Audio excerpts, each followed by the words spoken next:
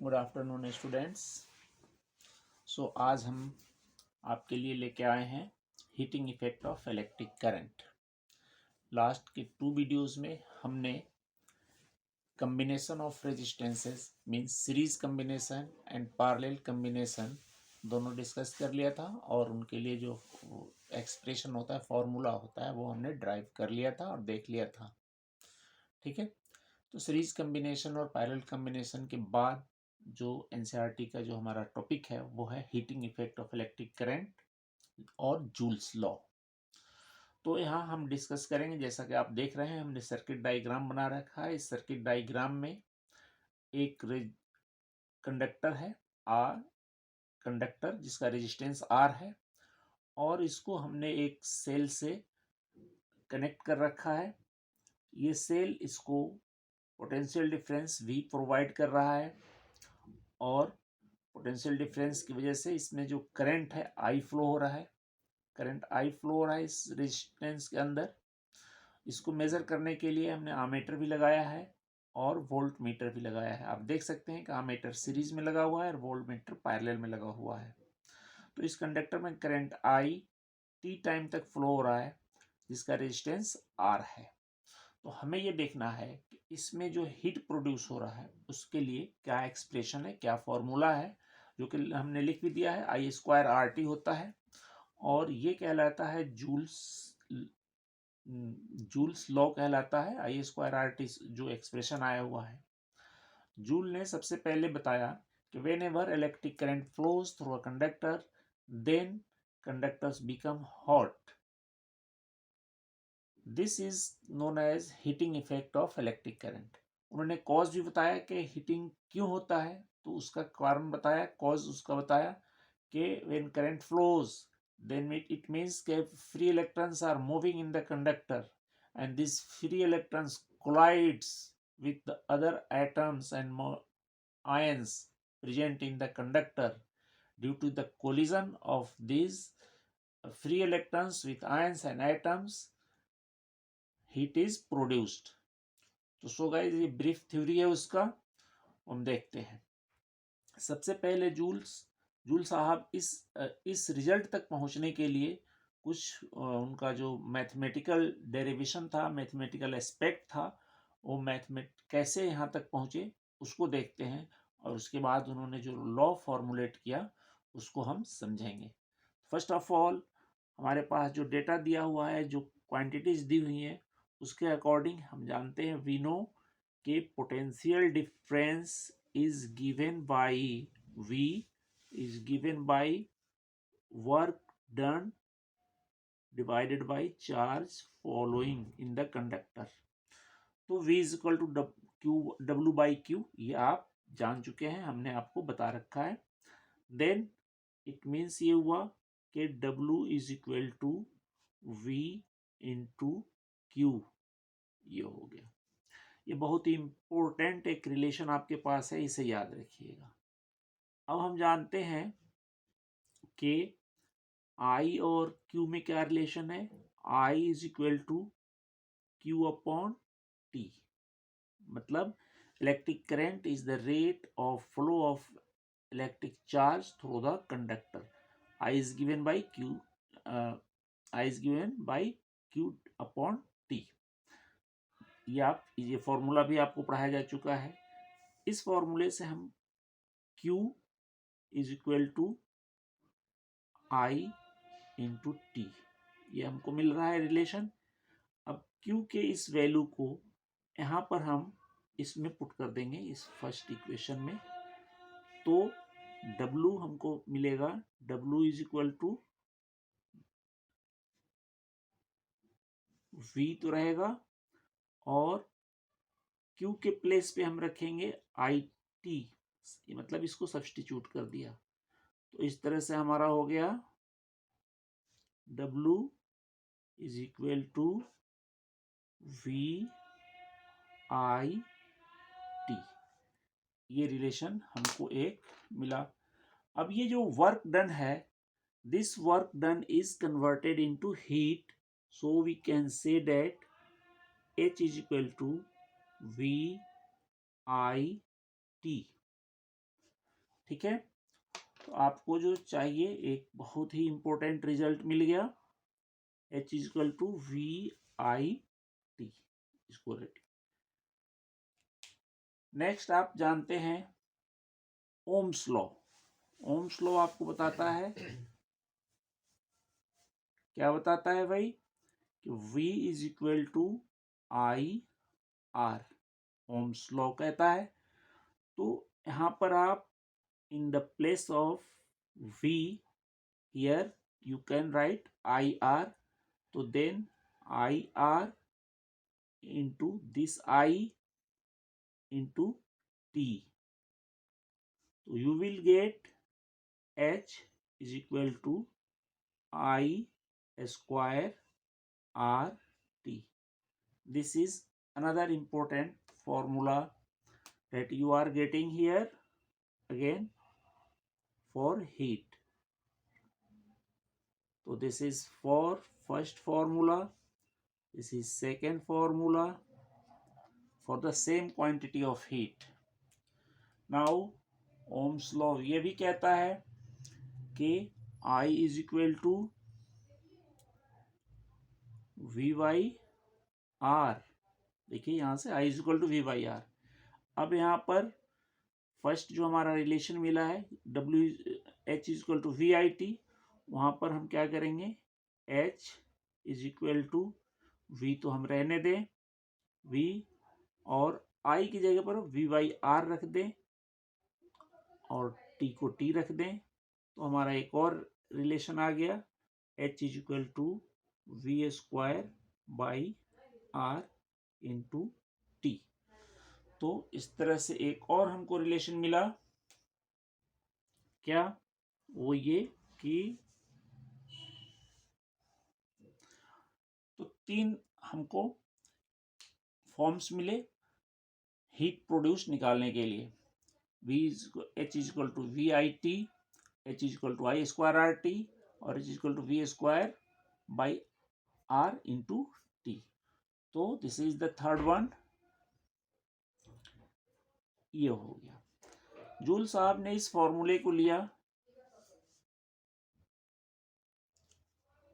और अपना लॉ इस तरह से इससे फॉर्मुलेट किया। क्या किया भाई, देखते हैं। H is equal to I square RT। Mathematically आप साफ साफ देख रहे हो, इसी मैथमेटिकल एस्पेक्ट्स या मैथमेटिकल एक्सप्रेशन से उन्होंने अपना हीट फॉर्मुलेट कर लिया, फॉर्मूला जो एक्सप्रेशन फॉर्मुलेट कर लिया। और एक्सपेरिमेंटली भी उन्होंने ये एक्सपेरिमेंट भी किया था, इस पर एक्सपेरिमेंटली भी सेम चीज़ वो मिला उनको। तो इस तरह से ये जूल्स लॉ कहलाता है। ये बता रहा है कि heat produce in a conductor is, we can say that heat produced in a conductor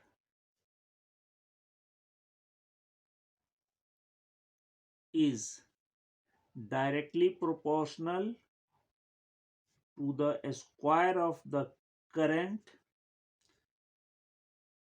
Heat produced in the conductor is directly proportional to the resistance of the conductor, and heat produced in the conductor is directly proportional to the time for which the current is flowing in the conductor, not following. So this is called Joule's law. Okay, अब आइए, joules law के बहुत सारे application है daily life में। For example, joules law का जो सबसे प्रैक्टिकल एप्लीकेशन है, इलेक्ट्रिक फ्यूज में इसका यूज होता है, इलेक्ट्रिक बल्ब में इसका यूज होता है, और electric heater, electric geyser, electric toaster, electric furnaces, इन सब में इसका यूज होता है। इसमें सबसे इंपॉर्टेंट हमारा है इलेक्ट्रिक फ्यूज। इलेक्ट्रिक फ्यूज क्या होता है, एक लो मेल्टिंग पॉइंट वाला वायर होता है, जिसको सर्किट में हम सीरीज में करके रखते हैं ऐसे, यहाँ पर गैप होता है और उसमें ये वायर फिट होता है होल्डर में रख करके। जब किसी वजह से जैसे इलेक्ट्रिकल सर्किट में शॉर्ट सर्किट होता है या ओवरलोडिंग होती है तो एक्सेसिव हीट प्रोड्यूस होता है, और एक्सेसिव हीट प्रोड्यूस होने से क्या होता है कि वो लो मेल्टिंग वायर जो है मेल्ट होकर के मेल्ट हो जाता है, और इस तरह से वो सर्किट जो गैप होता है वो सर्किट ब्रेक हो जाता है। इस तरह से जो एक्सेसिव करंट है आपके इक्विपमेंट्स जो आप यूज़ कर रहे हैं घर में, रेफ्रिजरेटर है, बल्ब्स हैं, फैंस हैं, वहाँ तक नहीं पहुँच पाता है एक्सेसिव करंट, और इस तरह से वो सेफ रहते हैं। इसलिए fuse is called a safety device. ठीक है, इसको बुक में लिखा हुआ है, आप एनसीईआरटी से पढ़ लेना। आपको मेरा पर्पस है ये न्यूमेरिकल प्रॉब्लम्स आपको करवाना, और थ्योरेटिकल थोड़ा कम इस पे मैं फोकस कर रहा हूँ। नेक्स्ट हम आ रहे हैं बच्चे इलेक्ट्रिकल पावर। इलेक्ट्रिकल पावर को हम देखेंगे कि ये क्या होता है।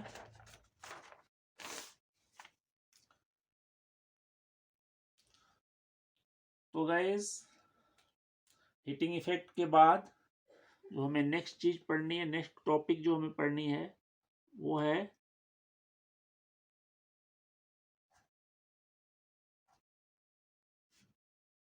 Electrical power.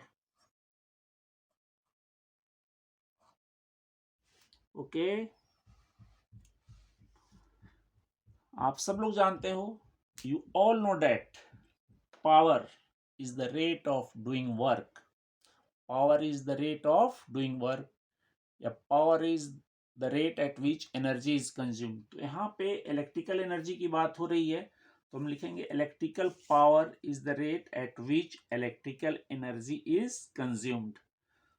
Power is equal to rate at which work is done. Formula मैं लिख रहा हूं, थ्योरी में बोल रहा हूं।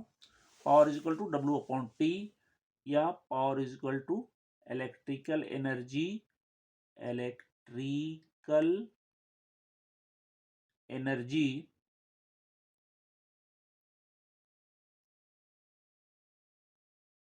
Electrical energy consumed. जितना इलेक्ट्रिकल एनर्जी खर्च हो रहा है और टाइम से डिवाइड कर दिया आपने, तो वो मिल गया आपको पावर। यानी सीधे सीधे आप लिख सकते हैं P is equal to E upon T. यहां पर आपको एक E is equal to P into T, बहुत ही इंपॉर्टेंट रिलेशन है, इसको आप याद रखेंगे। ओके, तो पावर की एसआई यूनिट क्या होगी भाई।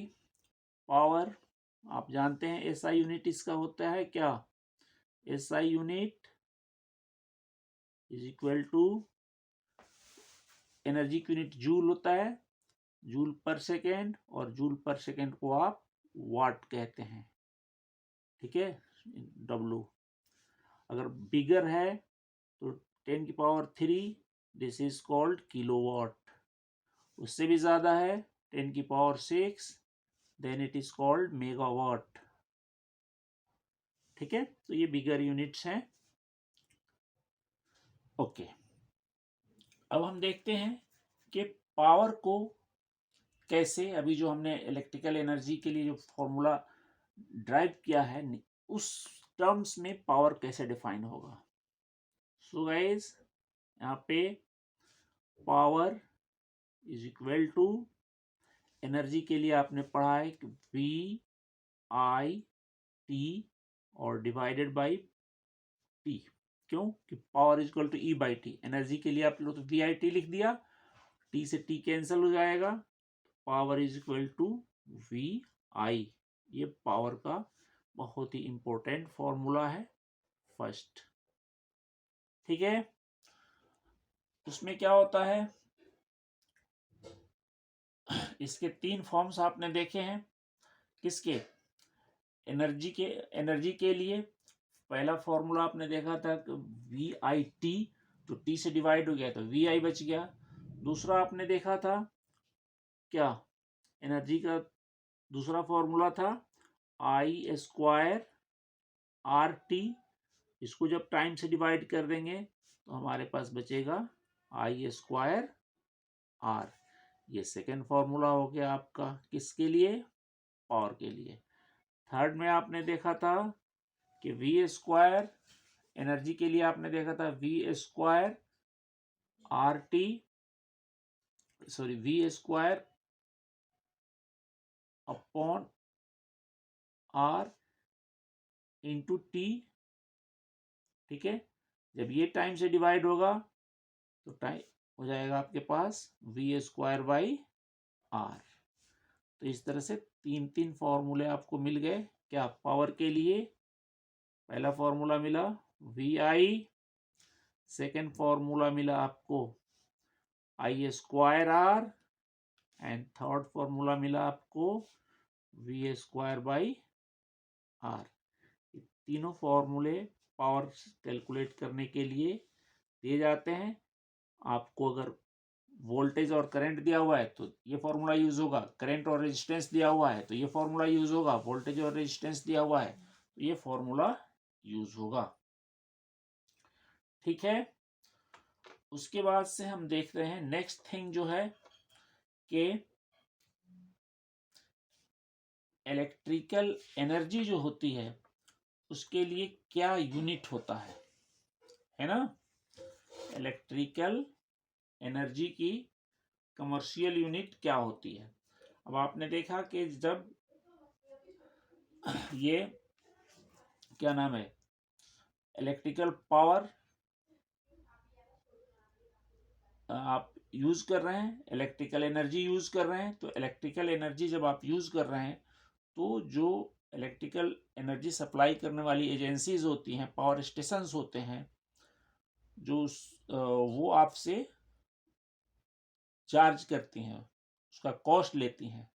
तो कॉस्ट आप कब पे कर पाएंगे? जब आपको ये पता होगा कि हमने कितना एनर्जी कंज्यूम किया। तो उसके लिए एनर्जी मीटर्स लगे होते हैं। आपके घरों में क्या लगे होते हैं? Energy metres. ठीक है, वो एनर्जी मीटर्स आपको क्या करते हैं? वो पावर कंज्यूम कितना हुआ उसको मेजर करता है एनर्जी मीटर, और एनर्जी मीटर उसी के हिसाब से आपको पे करना होता है। तो हम लिखेंगे commercial unit of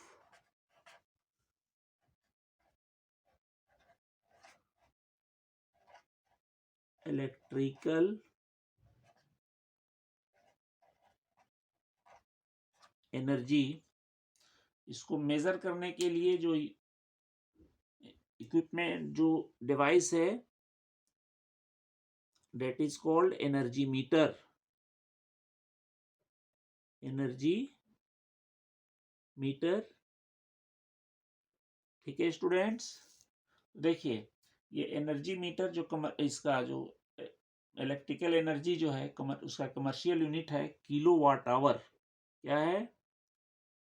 kilo watt hour. kilowatt hour is the commercial unit of electrical energy consumed. 1 kilowatt hour means 1000 watt for 1 hour। क्या मतलब हुआ? आपके पास कोई ऐसा इक्विपमेंट, ऐसा डिवाइस यूज कर रहे हो आप जिसकी पावर रेटिंग 1000 वाट है, मतलब 1000 वाट पे वो ऑपरेट कर रहा है। और अगर ऐसा इंस्ट्रूमेंट या ऐसा कोई डिवाइस है जो 1 आवर तक यूज कर लिया, 1000 वाट का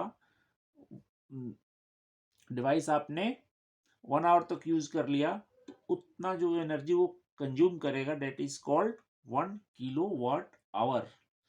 अब इसको हम देखते हैं कि ये किलो वाट आवर है, इसको हम जूल में कैसे कन्वर्ट कर सकते हैं।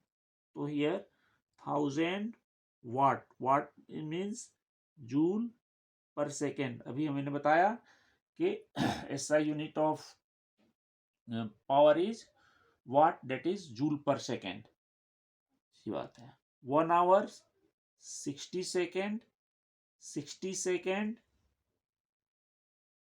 into 60 second. Okay, it means 360000 joule. ये सेकेंड और सेकेंड कैंसिल हो जाएंगे. तो 1 kilowatt hour is equal to 1 kilowatt hour is equal to, अब इसको आप स्टैंडर्ड फॉर्म में लिखेंगे तो लाइक दिस 1 2 3 4 5 6, यहाँ पे डेसिमल आएगा 3.6 इंटू 10⁶ जूल.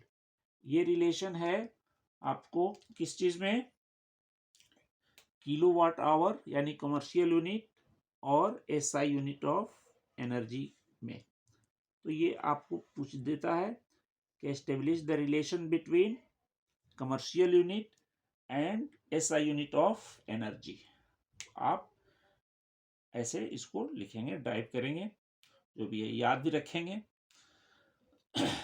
इसके बाद स्टूडेंट्स ये चैप्टर यहाँ पर, अच्छा इसको हम 1 किलोवाट आवर को कहते हैं ना, 1 यूनिट 2 यूनिट 3 यूनिट 5 यूनिट्स, इसको यूनिट्स भी कहते हैं. यूनिट्स, कितने यूनिट बिजली खर्च हुई है, जितनी यूनिट बिजली खर्च होती है और रेट अगर 4 यूनिट ₹4 पर यूनिट है तो उससे मल्टीप्लाई करके हम उसका हिसाब कैलकुलेट करते हैं, उसका कॉस्ट कैलकुलेट करते हैं. अच्छा इस यूनिट को BOT भी कहा जाता है. इसकी जो कमर्शियल यूनिट है उसको किलोवाट आवर भी कहते हैं और एक और नाम है इसका BOT, board of trade units भी कहते हैं. तो इसको भी याद रख सकते हैं आप. तो इस तरह से हमारा ये चैप्टर जो है इलेक्ट्रिसिटी का पूरा चैप्टर खत्म हो गया, कंप्लीट हो गया और सारे जो फॉर्मूले थे वो हमने कवर कर लिए. एक बार हम फॉर्मूले को रिकैप करवा देते हैं आपको ताकि एक जगह सब याद हो जाए. Starting from charge, charge is equal to NE.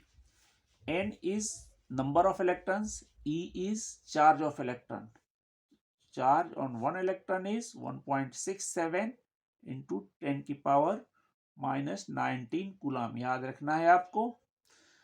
अच्छा इसमें भी मैंने बताया था कि 1 कूलम चार्ज को फॉर्मुलेट करने के लिए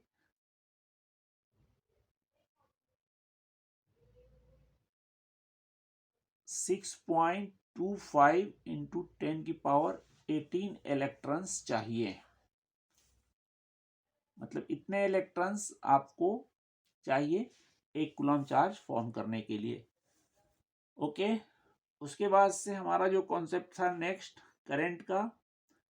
अच्छा चार्ज का यूनिट कूलम होता है, ये याद रखना है आपको. I rate of flow of electric charge, ठीक है. ये I का फॉर्मूला Q/T और इसका SI यूनिट आपने पढ़ा था कि इसका SI यूनिट एम्पियर होता है. यूनिट और फॉर्मूला तीनों बताते चल रहा हूँ. उसके बाद से पोटेंशियल डिफरेंस का कॉन्सेप्ट था PD, V से डिनोट होता है. V is equal to work done by per unit charge, work done per unit charge, यानी पोटेंशियल डिफरेंस W/Q. इसका यूनिट होता है SI यूनिट वोल्ट होता है, याद रखिएगा. 1 वोल्ट 1 जूल अपॉन 1 कूलम, ये आपको याद रखना है. उसके बाद से नेक्स्ट कॉन्सेप्ट था ओम्स लॉ का. ओम्स लॉ ये आपको देता है V is equal to IR. ठीक है, इसके different forms R is equal to V/I. R एक फिजिकल क्वांटिटी है और ये इसको मेजर करते हैं. इसका SI यूनिट क्या हो जाएगा, वोल्ट पर एम्पियर. तो वोल्ट पर एम्पियर इसका होता है 1 ओम, इसकी यूनिट होती है. और 1 ohm is equal to 1 volt 1 ampere. ठीक है, ये भी आपने देख लिया. ओम्स लॉ के बाद रेजिस्टिविटी का कॉन्सेप्ट था. R is equal to rho L/A. Resistance of a conductor is directly proportional to the length of a conductor, inversely proportional to area of cross section. तो ये फॉर्मूला भी आपने पढ़ा था। इससे रेजिस्टिविटी का फॉर्मूला निकला था, resistivity R into A by में एल, आर ए मल्टीप्लाई हो जाएगा एल। रिकैप करवा दे रहा हूं, इसके यूनिट होता है ओम मीटर, ओम मीटर।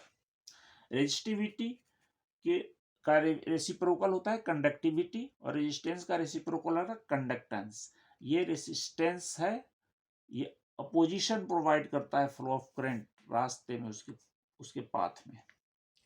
उसके बाद से हमने देखा था कि दो या दो से ज्यादा रेजिस्टेंस हैं तो उनको हम सीरीज में कंबाइन अगर करते हैं तो R S is equal to R1 plus R2 plus R3, तीनों को सम कर दिया जाता है। और अगर पैरेलल में है तो reciprocal of parallel equivalent 1/R1 plus 1/R2 plus 1/R3। ये आपने कहाँ पढ़ा? उसमें रेजिस्टेंस में। उसके बाद से आज आपने पढ़ा joules law of heating effect. ठीक है, तो यहाँ पर आपको हीटिंग के लिए जो फॉर्मूला हमें मिला वो तीन फॉर्मूला मिला। सबसे पहला वी आई टी, दूसरा मिला आई स्क्वायर आर टी, और तीसरा formula V square upon R T. ये हीट प्रोड्यूस के लिए हमारे पास फॉर्मूले निकल के आ गए। इसी से पावर के लिए फॉर्मूला मिला, ये डिवाइड हो जाएगा टी से तो पावर हो जाएगा, power is equal to V I. इसी से फिर पावर का एक और फॉर्मूला, ये भी टी से डिवाइड होगा तो आई स्क्वायर आर हो जाएगा, और यहाँ पर पावर हो जाएगा V square by R. Power में क्या हो गया, हीट को टाइम से डिवाइड कर देंगे तो पावर निकल जाएगा। तो ये पावर के भी हमारे तीन तीन फॉर्मूले निकल के आ गए। उसके बाद से ये हमारा हो गया कमर्शियल यूनिट, जो इलेक्ट्रिक एनर्जी कंज्यूम का commercial unit kilo watt hour, 1 kilo watt hour. और जूल में हमने रिलेशन एस्टेब्लिश किया 3.6 इंटू 10 की पावर 6 जूल, यह है।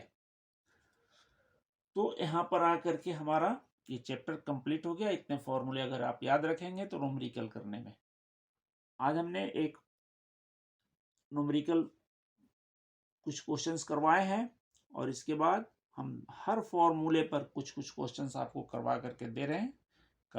कल एक वीडियो इंशाल्लाह अपलोड करेंगे न्यूमेरिकल प्रॉब्लम्स का, तो वो आप जरूर करिए, प्रैक्टिस जरूर करिए इन क्वेश्चंस का।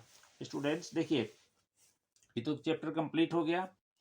अब इफ यू फील के Rizwan sir is doing well working for you, if my work, if I am deserving, then you must like, subscribe and share my channel, so that more and more students could be benefited from my videos. Okay students, तो share करें, like करें, subscribe करें, और खुद देखें और समझें और बोर्ड की तैयारी करें।